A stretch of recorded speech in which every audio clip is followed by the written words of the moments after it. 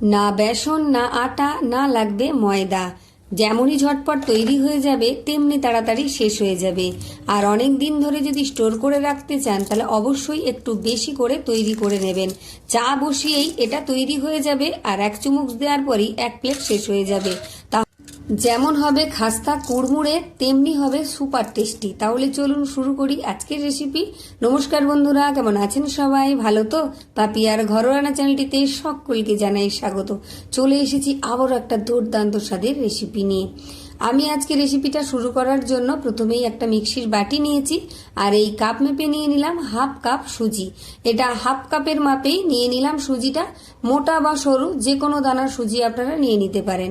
সুজিটা একটু মোটা ভাব থাকে, তাই মিক্সির বাটিতে দিয়ে একবার ঘুরিয়ে এটাকে একদম ফাইন পাউডার তৈরি করে নেব, ঠিক যেরকম আটা বা ময়দা হয়। দেখুন সুজিটাকে আমি পাউডার বানিয়ে নিয়েছি, দেখেই বুঝতে পারছেন একদম ফাইন হয়ে গেছে। এটা অনেকটাই বেশি গুঁড়ো হয়ে পাউডার হয়ে গেছে আর এই রকমই পাউডারের মতো তৈরি করে নিতে হবে। চলুন এটাকে আমি এবার একটা পাত্রে ঢেলে নেব। সুজিটা পুরোপুরি গুঁড়ো হয়ে গেছে, আপনারা চাইলে আরো বেশি করে নিয়ে নিতে পারেন, মানে সুজির মাপটা বাড়িয়ে নিতে পারেন।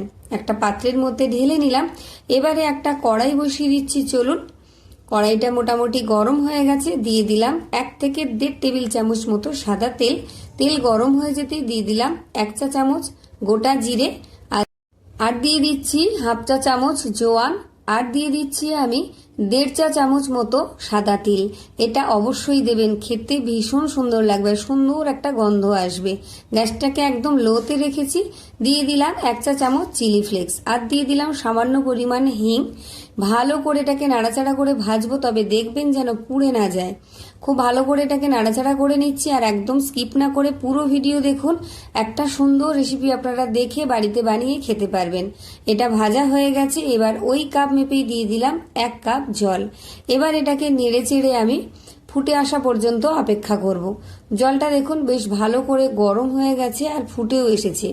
এই সময়তে আমি গ্যাসটাকে বন্ধ করে দেব আর জলটাকে আমি নামিয়ে নেব। এটাতে কিন্তু ভীষণ সুন্দর একটা গন্ধও আসবে, খেতেও দারুণ হবে। এবার এই গরম জলটা আমি দিয়ে দিলাম সুজির মধ্যে। সমস্তটাই খুব ভালো করে আমি কড়া থেকে নিয়ে নামিয়ে দিলাম আর দিয়ে দিলাম আমি আন্দাজ মতো নুন, মানে যেটুকু নুন লাগবে সেই পরিমাণ মতো নুন দিয়ে দিলাম। ভালো করে এবার একটু নেড়ে চেড়ে মিশিয়ে নেব। যেহেতু জলটা একদম ফুটন্ত ছিল তাই সুজিটাও কিন্তু খুব ভালোভাবে সেদ্ধ হয়ে যাবে আর ফুলে উঠবে, একদমই কাঁচা ভাব থাকবে না। আর সুন্দর একটা মিষ্টি গন্ধও বেরিয়েছে জানেন। ভালো করে এটাকে একটু মিশিয়ে নিচ্ছি। যারা ভিডিও দেখা শুরু করেছেন একটা লাইক দিয়ে দিন আর অবশ্যই একটা হাইপ করে দিন। ভিডিও শেষে গিয়ে কেমন লাগলো একটা কমেন্ট করে যাবেন। নিয়ে নিয়েছি কিছুটা আমি ধনেপাতা কুচি, এই সময় দিয়ে দিলাম। আপনারা চাইলে এখানে একদম মিহি করে কোচানো মেথি পাতা দিতে পারেন অথবা মিহি করে কুচিয়ে পালংও দিতে পারেন, যেটা আপনাদের খুশি। শীতের সময় অনেক কিছুই আপনারা হাতের কাছে পেয়ে যাবেন। এবার হালকা গরম অবস্থায় আমি হাত দিয়ে একটু চেপে চেপে এই সময় মেখে নেব। এরপরে আর বেশি মাখতে লাগবে না, তাই এই সময় একটু হাত দিয়ে মেখে নিচ্ছি। দেখুন বেশ মাখাটা সুন্দর হয়ে গেছে। এবার এটাকে আমি ঢাকা দিয়ে 10 মিনিটের জন্য রেস্টে রেখে দেব, ঠিক এই অবস্থাতেই। তারপর 10 মিনিট পর আমি ফিরে এসেছি, ঢাকাটা খুলে নিলাম। খুব ভালোভাবে কিন্তু সেট হয়ে গেছে। এবার একটু আমি এইভাবে ডো তৈরি করে নেব, একটু নাড়াচাড়া করে ডো তৈরি করে নেব। তবে হাতের মধ্যে একটু লেগে আসছে, মানে চটচটে হয়েছে, তাই আমি একটু তেল মাখিয়ে নিলাম। নিয়ে ভালো করে এটাকে একটু সুন্দর করে মাখিয়ে নেব, তাহলে আর হাতের মধ্যেও লাগবে না আর সুন্দর ডো তৈরি হয়ে যাবে। একদম নরম মোলায়েম একটা ডো এখানে আমার প্রয়োজন, তাই সুন্দর করে এটাকে মেখে আমি বানিয়ে নিয়েছি। খুব বেশি আর চেপে চেপে মাখার প্রয়োজন নেই। সুজি দিয়েছি তাই এখানে কোনো রকম মাখতে লাগবে না। এবার এটাকে আমি 3 টুকরো করে লেচির আকারে গড়ে নেব। সুন্দর নরম একটা ডো তৈরি হয়ে গেছে, সেখান থেকে আমি 3টে বড় বড় লেচির আকারে তৈরি করে নিচ্ছি। এটা দুভাগে ভাগ করেও আপনারা তৈরি করে নিতে পারেন, যেটা সুবিধে। এবার এক একটাকে আমি এইভাবে একটু সমান করে গোল করে নিচ্ছি। তারপর এটাকে আমি নিয়ে নেব বেলার জন্য। দেখুন কতটা কম সময়ে তৈরি হয়ে গেছে। অল্প কিছুটা আমি এখানে ময়দার গুঁড়ো দিলাম, আপনারা আটার গুঁড়ো বা ময়দার গুঁড়ো যেটা খুশি দিয়ে এটাকে বেলে নিতে পারেন। এবার একটু সমান করে পাতলা করে বেলে নেব। যতটা পাতলা করে বেলতে পারবেন এটা কিন্তু ততটাই সুন্দর হবে। দেখুন একদম পাতলা করে বেলে নিয়েছি। এবার চারিধারটা এইভাবে কেটে নেব। যাতে টিফিনগুলো তৈরি করতে বা নাস্তা বা স্ন্যাক্সগুলো তৈরি করতে সুবিধে হয়। আপনারা যে নাম এটাকে বলতে পারেন। এইভাবে বানিয়ে যদি আপনারা স্টোর করে রাখেন, যখন খুশি চায়ের সাথে কফির সাথে খেতে পারবেন, অথবা বাচ্চাদের টিফিনেও দিতে পারবেন, নিজেরাও শুধু মুখে মন চাইলে খেতে পারবেন। এইভাবে দেখুন আমি পাতলা পাতলা করে কেটে নিচ্ছি। আপনারা দেখলেই এটা বানাতে পারবেন, কোনো সমস্যা হবে না, খুব সহজে হয়ে যাবে। একটা একটা করে আমি হাতের মধ্যে তুলে নিচ্ছি। দেখুন কতটা সুন্দর করে তৈরি হয়ে গেছে। যেহেতু এটা সুজি দিয়ে তৈরি, তাই এটা কিন্তু একটার সাথে একটা লাগবে না। আপনারা সবকটা একসাথে তৈরি করে রেখে দিতে পারেন, তারপর একসাথে ভাজতে পারেন। দেখুন কতটা সুন্দর করে তৈরি করে নিয়েছি। যারা ফেসবুক থেকে দেখছেন অবশ্যই পেজটি ফলো দিয়ে রাখবেন, একটা লাইক দিয়ে কমেন্ট দিয়ে রাখবেন।